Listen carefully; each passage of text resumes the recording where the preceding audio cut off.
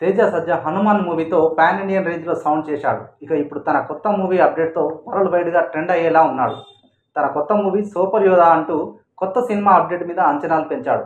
Mirai title super యోధా ఉపశీర్షికతో రాబోతున్న మూవీలో తేజ సజ్జా హీరోగా నటిస్తున్నాడు.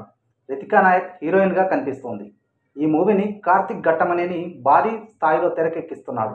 పీపుల్స్ మీడియా స్థాయిని మరింత పెంచేలా ఈ మిరాయి చిత్రం ఉండబోతుందని గ్లిమ్స్ చూస్తేనే తెలుస్తోంది. అశోకుడి కాలం నుంచి ఈ కథను తీసుకున్నాడు.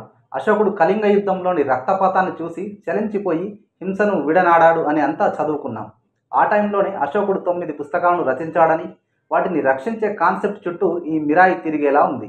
ఈ కథ చైనాలో జరుగుతుందనిపిస్తోంది. ఈ గ్లిమ్స్లోని విజువల్స్, డైలాగ్స్, యాక్షన్ సీక్వెన్స్ అన్నీ కూడా అదిరిపోయాయి. విలన్ ఎవరన్నది మాత్రం చాలా సస్పెన్స్గా ఉంచేశారు. మరి ఆ విలన్ రోల్లో ఎవరు కనిపిస్తారు, ఆ పేరు ఎప్పుడు రివీల్ చేస్తారు అన్నది చూడాలి. కానీ ఈ గ్లిమ్స్ చూస్తుంటే మాత్రం ఇది కదా అసలు సిసలు పాన్ ఇండియన్ సబ్జెక్ట్ అన్నట్టుగా ఉంది.